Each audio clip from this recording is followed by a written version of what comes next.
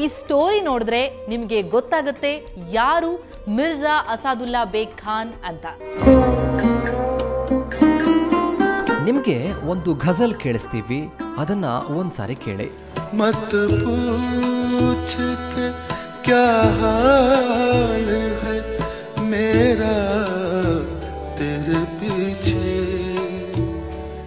ಇಂಥ ಅದ್ಭುತ ಗಜಲ್ಗಳನ್ನು ಸಂಗೀತ ಪ್ರಿಯರಿಗೆ ಕೊಟ್ಟು ನಮಗೆ ಸ್ವಾತಂತ್ರ್ಯ ಸಿಕ್ಕುವ ಮೊದಲೇ ಸಾಹಿತ್ಯ ಕ್ಷೇತ್ರದಲ್ಲಿ ದಿಗ್ಗಜರಾಗಿ ಹೆಸರು ಮಾಡಿದವರೇ ಮಿರ್ಜಾ ಅಸಾದುಲ್ಲಾ ಬೇಗ್ ಖಾನ್.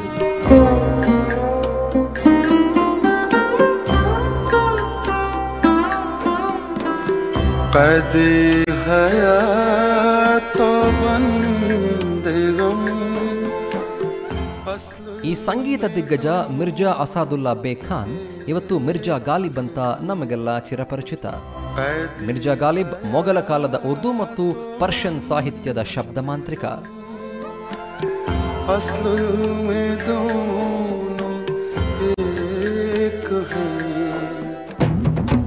ಸುಮಾರು 1857ರ ಬ್ರಿಟಿಷರ ವಿರುದ್ಧದ ಪ್ರಥಮ ಸ್ವಾತಂತ್ರ್ಯ ಸಂಗ್ರಾಮದ ಸಮಯದಲ್ಲಿ ಕೆಂಪು ಕೋಟೆಯ ಕೂಗಳತೆ ದೂರದಲ್ಲಿ ಇದ್ದು ಮೊಘಲರ ಸಾಮ್ರಾಜ್ಯಕ್ಕೆ ಹಿಡಿದ ಗ್ರಹಣವನ್ನ ಕಣ್ಣಾರೆ ಕಂಡ ವ್ಯಕ್ತಿ ಈ ಮಿರ್ಜಾ ಗಾಲಿಬ್.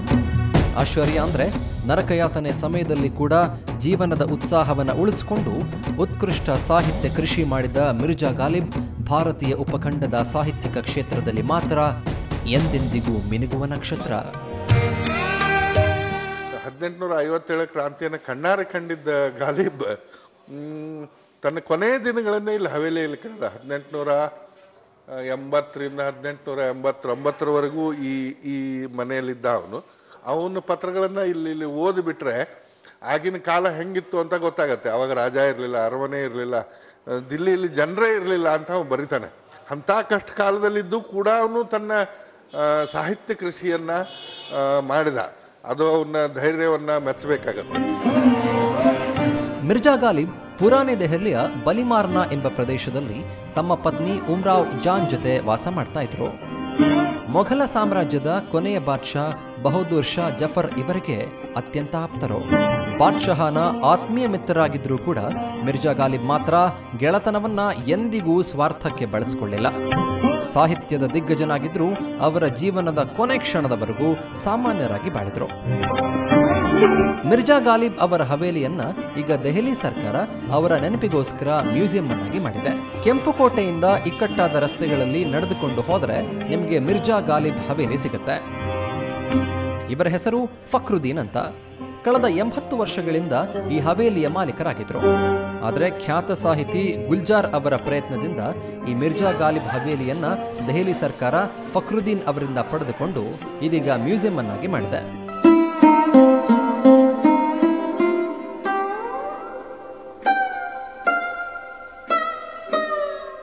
और ये मेरे पास जगह जो है ये 80-85 साल से है. ये गवर्नमेंट ने नीलाम कर दी थी. मेरे वाली साहब ने खरीदी थी ये हवेली. और गवर्नमेंट ने ये हवेली जो है ये है 405 गज की, जिनमें से 185 गज ज़मीन गवर्नमेंट ने पुरानी जो है वो हमसे ले ली है. और गालिब साहब के यहाँ पर बहुत अच्छी जगह बना दी है उन्होंने. ಮಿರ್ಜಾ ಗಾಲಿಬ್ ತುಂಬಾ ಪ್ರಸಿದ್ಧಿಯಾಗಿದ್ದು ಶಾಯರಿ ಮತ್ತು ಗಜಲ್ ಸಾಹಿತ್ಯದಿಂದ. ಅಷ್ಟೇ ಯಾಕೆ ಉರ್ದು ಭಾಷೆಯಲ್ಲಿ ಪತ್ರ ಬರೆಯೋದನ್ನ ಕೂಡ ಸಾಹಿತ್ಯದ ಪಂಕ್ತಿಗೆ ತೆಗೆದುಕೊಂಡು ಹೋಗಿದ್ದು ಕೂಡ ಮಿರ್ಜಾ ಗಾಲಿಬ್ ಅವರೇ. ಇವರು ಹುಟ್ಟಿದ್ದು ಆಗ್ರಾದಲ್ಲಿ. ಸಾಹಿತ್ಯದಲ್ಲಿ ಅವರಿಗಿರುವ ಪ್ರತಿಭೆಗೆ ಮಿರ್ಜಾ ಗಾಲಿಬ್ ಮೊಘಲರ ಆಸ್ಥಾನದಲ್ಲಿ ಎಲ್ಲರ ಪ್ರೀತಿಗೆ ಪಾತ್ರವಾದರು. ಬಿಲ್ ಮಾರನ್ನಲ್ಲಿರುವ ಮ್ಯೂಸಿಯಂ ಅಲ್ಲಿ ಮಿರ್ಜಾ ಗಾಲಿಬ್ ಸ್ವತಃ ತಮ್ಮ ಕೈಯಿಂದ ಬರೆದ ಕವನಗಳನ್ನು ಜೋಪಾನದಿಂದ ಇಡಲಾಗಿದೆ.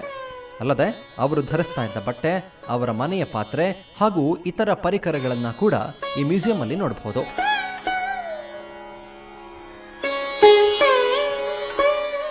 ಅವರ ಹಲವು ಶಾಯರಿಗಳನ್ನು ಗೋಡೆಗಳ ಮೇಲೆ ಬರೆಯಲಾಗಿದೆ. ಇವತ್ತಿಗೂ ಯಾರೇ ಆಗಲಿ ಅವರು ಬರೆದ ಹಜಾರೋ ಖ್ವಾಯಿಶೆ ಎಸಿ ಕೆ ಹರ್ ಖ್ವಾಯಿಶ್ ಪೆ ದಮ್ ನಿಕ್ಲೆ ಇಂದ ಹಿಡಿದು ಮೌತ್ ಸೆ ಪೆಹಲೆ ಆದ್ಮಿ ಘಮ್ ಸೆ ನಿಜಾತ್ ಪಾಯೆ ಕ್ಯೂ ಎಂದು ಕೇಳಿದ ಶಾಯರಿ ಎಲ್ಲವೂ ಕೂಡ ಅರ್ಥಗರ್ಭಿತ.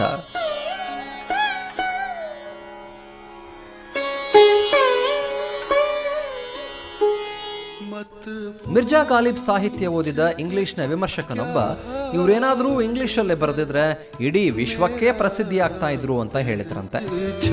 ಇವರ ಸಾಹಿತ್ಯ ಸಾಧನೆಗೆ ಪಾಕಿಸ್ತಾನ ಹಾಗೂ ಪರ್ಷಿಯಾ ದೇಶಗಳು ಇವರ ಹೆಸರಲ್ಲಿ ಅಂಚೆ ಚೀಟಿ ಬಿಡುಗಡೆ ಮಾಡಿ ಗೌರವ ಸಲ್ಲಿಸಿವೆ. ಪ್ರತಿ ವರ್ಷ ಡಿಸೆಂಬರ್ 23ರಂದು ಇಲ್ಲಿ ಕವಿ ಸಮ್ಮೇಳನವನ್ನ ಆಯೋಜನೆ ಮಾಡಲಾಗುತ್ತೆ. ಕವಿ ಗುಲ್ಜಾರ್ ಜಾವೇದ್ ಅಖ್ತರಿಂದ ಹಿಡಿದು ದೇಶದ ಖ್ಯಾತ ಸಾಹಿತ್ಯ ಮತ್ತು ಸಂಗೀತ ಕ್ಷೇತ್ರದ ದಿಗ್ಗಜರು ಈ ಸಮ್ಮೇಳನದಲ್ಲಿ ಭಾಗವಹಿಸ್ತಾರೆ. ಅದು ಡಿಸೆಂಬರ್ 23ನೇ ತಾರೀಕಿಗೆ ಒಂದು ಇಲ್ಲಿ ಎಲ್ಲ ಗಾಲಿಬ್ ಪ್ರೇಮಿಗಳು ಸೇರಿ ಈ ಕೆಂಪುಕೋಟೆಯಿಂದ ಇಲ್ಲಿವರೆಗೂ ಏನೋ ಒಂದು ಮೆರವಣಿಗೆಯನ್ನು ತೆಗಿತಾರೆ. ಎಲ್ಲ ಒಂದು ಮೊಂಬತ್ತಿಗಳನ್ನು ಹಿಡ್ಕೊಂಡು ಮೆರವಣಿಗೆ ಮಾಡ್ತಾರೆ. ಆಮೇಲೆ ಇಲ್ಲಿ ಹವೇಲಿಗೆ ಬಂದು ಇಲ್ಲಿ ಒಂದು ಕಾವ್ಯಗೋಷ್ಠಿ ನಡೀತದೆ. ಅಲ್ಲಿ ಎಲ್ಲರೂ ತಮ್ಮ ತಮ್ಮ ಪದ್ಯಗಳನ್ನು ಓದ್ತಾರೆ. ಮೊಘಲರ ಸಾಮ್ರಾಜ್ಯವನ್ನ ಬ್ರಿಟಿಷರು ವಶಪಡಿಸಿಕೊಂಡ ನಂತರ ಮಿರ್ಜಾ ಗಾಲಿಬ್ ಒಂದು ಹೊತ್ತಿನ ಊಟಕ್ಕೂ ಕಷ್ಟಪಡ್ತಾ ಇದ್ರು. ಆದರೆ ಎಂದಿಗೂ ಅವರ ಸಾಹಿತ್ಯ ಕೃಷಿ ಮಾತ್ರ ನಿಲ್ಲೇ ಇಲ್ಲ. ವಿಪರ್ಯಾಸ ಅಂದ್ರೆ ದೇಶ ಕಂಡಂಥ ಈ ಸಾಹಿತ್ಯ ದಿಗ್ಗಜನಿಗೆ ಅಂದಿನ ಬ್ರಿಟಿಷ್ ಸರ್ಕಾರ ಯಾವ ಆರ್ಥಿಕ ಸಹಾಯವನ್ನು ಮಾಡಲೇ ಇಲ್ಲ. ಇವತ್ತು ನಮಗೆಲ್ಲ ಅದೆಷ್ಟೋ ಅರ್ಥಪೂರ್ಣ ಶಾಯರಿ ಗಜಲ್ಗಳನ್ನ ಕೊಟ್ಟು ಹೋದಂತಹ ಉರ್ದು ಸಾಹಿತಿ ದಿಗ್ಗಜ ಮಿರ್ಜಾ ಗಾಲಿಬ್ಗೆ ನಮ್ಮದೊಂದು ಸಲ್ಯೂಟ್ ಹೇಳೋಣ. ಹಾಗೇನೆ ನೀವೇನಾದ್ರೂ ದೆಹಲಿಗೆ ಹೋದ್ರೆ ಮಿರ್ಜಾ ಗಾಲಿಬ್ ಹವೇಲಿಗೆ ಹೋಗಿ ಬರೋದನ್ನ ಮಾತ್ರ ಯಾವತ್ತೂ ಮರಿಬೇಡಿ.